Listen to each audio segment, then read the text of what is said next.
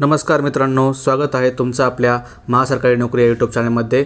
तर आजच्या व्हिडिओमध्ये आपण जिल्हा परिषदमध्ये जी काही भरती होणार आहे, जिल्हा परिषद, नगरपालिका, महानगरपालिकेमध्ये जी काही पवित्र पोर्टल शिक्षक भरती 2026 जी होणार आहे, त्या भरतीमध्ये ज्या रिक्त जागा येणार आहेत जिल्हा परिषदमध्ये किंवा इतर मनपामध्ये, तर स्पेशली आपण जिल्हा परिषदसाठी पाहू। जिल्हा परिषदेमध्ये ज्या रिक्त जागा आहेत त्या रिक्त जागेवर कोणत्या प्रकारचे शिक्षक हे येणाऱ्या काळामध्ये भरण्यात येणार आहेत।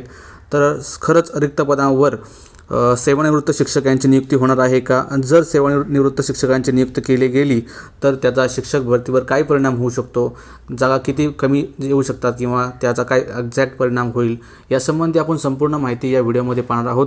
तत्पूर्वी जे आपल्या चॅनलला नवीन असेल त्यांनी सर्वांनीच आपल्या चॅनलला सबस्क्राईब करायचं आहे। तर चला पाहू आपण ही महत्त्वपूर्ण अपडेट। तर तुम्ही ही अपडेट पाहू शकता। तर हे जे पत्र आहे ते आहे शिक्षण विभाग प्राथमिक जिल्हा परिषद सोलापूर यांचं हे पत्र आहे। तर हे पत्र कोणी लिहिलं आहे आणि कोणासाठी लिहिलं आहे ते पहा। गट शिक्षणाधिकारी पंचायत समिती जिल्हा सोलापूर यांना हे पत्र लिहिलं गेलं आहे। सर्व गट शिक्षणाधिकाऱ्यांना हे पत्र लिहिलं आहे। तर हे जे पत्र आहे ते आपल्या जिल्हा परिषद जे काही मुख्य कार्यकारी अधिकारी आहेत त्यांनी हे पत्र लिहिलं आहे। सोलापूरचे जे जिल्हा परिषद मुख्य कार्यकारी अधिकारी आहेत त्यांनी हे पत्र लिहिलं आहे। तर जिल्हा परिषद शाळांमध्ये सेवानिवृत्त शिक्षकांची कंत्राटी पदावर तात्पुरत्या स्वरूपात नियुक्ती करण्याबाबतचं हे पत्र आहे। म्हणजे जिल्हा परिषदेच्या ज्या काही शाळा आहेत त्यामध्ये जी काही रिक्त पदं आहेत त्या पदांवर आता सेवानिवृत्त शिक्षकांची नियुक्ती करण्यात येत आहे। तर त्यासाठी काय नियम आणि अटी आहेत आणि त्यासाठी किती प्रमाणात हे मानधन हे सेवानिवृत्त शिक्षकांना मिळणार आहे, त्यामुळे पवित्र पोर्टल शिक्षक भरतीवर काय परिणाम होणार आहे ते पण आपल्याला पाहायचं आहे। तर तुम्ही पाहू शकता यामध्ये काय अटी आहेत। तर पहिली अट आहे सदर नियुक्तीसाठी कमाल वयोमर्यादा ही 70 वर्ष राहील। 70 वर्षापर्यंत जे काही सेवानिवृत्त शिक्षक असतील त्यांना नियुक्त केलं जाऊ शकतं। सदर व्यक्तीसाठी सदर शिक्षकासाठी मानधन हे 20,000 रुपये असणार आहे प्रतिमाह, म्हणजे 20,000 रुपये एवढं मानधन त्या शिक्षकांना देण्यात येणार आहे। तिसरा मुद्दा आहे जिल्हा परिषदेच्या वतीने शिक्षणाधिकारी प्राथमिक यांच्याशी करारनामा स्वाक्षरित करणे आवश्यक असणार आहे, म्हणजे करारनामा करायचा आहे। चौथा आहे जे बंधपत्र व हमीपत्र द्यायचं आहे। नियुक्तीच्या कालावधीत करार पद्धतीने शिक्षकाचे पदाचे विहित काम पूर्ण करण्याची जबाबदारी संबंधित व्यक्तीची राहणार आहे, अशा प्रकारचं हमीपत्र लिहून घ्यायचं आहे। पाचवा मुद्दा जो असणार आहे तो आहे प्रत्येक जिल्ह्यांसाठी संबंधित शिक्षणाधिकारी प्राथमिक व मुख्य कार्यकारी अधिकारी जिल्हा परिषद यांनी पात्र व इच्छुक उमेदवारांमध्ये आवेदनपत्र मागून नियुक्ती द्यायचे आदेश द्यायचे आहेत। म्हणजे जे इच्छुक उमेदवार आहेत त्यांनाच हे आदेश द्यायचे आहेत।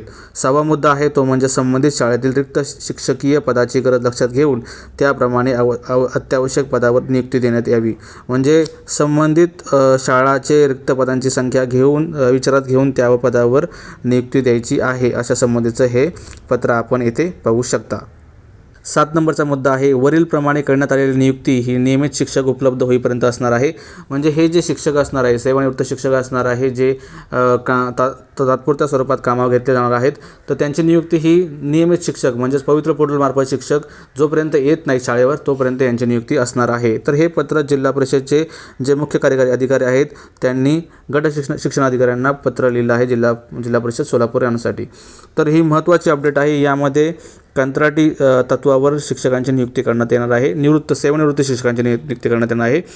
त्यासंबंधीची एक महत्त्वपूर्ण बातमीसुद्धा प्रसिद्ध झाली आहे, ती बातमीसुद्धा आपण पाहू शकता। आता रिक्त जागांवर सेवानिवृत्त शिक्षक महिन्याला मिळणार 20,000चे मानधन सीओने काढले, गट शिक्षणाधिकाऱ्यांना पत्र अर्ज करण्याची प्रक्रिया झाली आहे सुरू। तर हे जे पत्र आहे हे सीओने काढलं आहे गट शिक्षणाधिकाऱ्यांना, यासंबंधीची जी काही प्रक्रिया आहे ती सुद्धा सुरू झाली आहे। शिक्षक उपलब्ध होईपर्यंतच ही नियुक्ती असणार आहे, म्हणजे पवित्र पोर्टलमार्फत जे काही शिक्षक आहेत ते नियुक्त होईपर्यंतच ही जे काय आहे नियुक्त्या असणार आहेत। तर ही महत्त्वाची अपडेट आहे।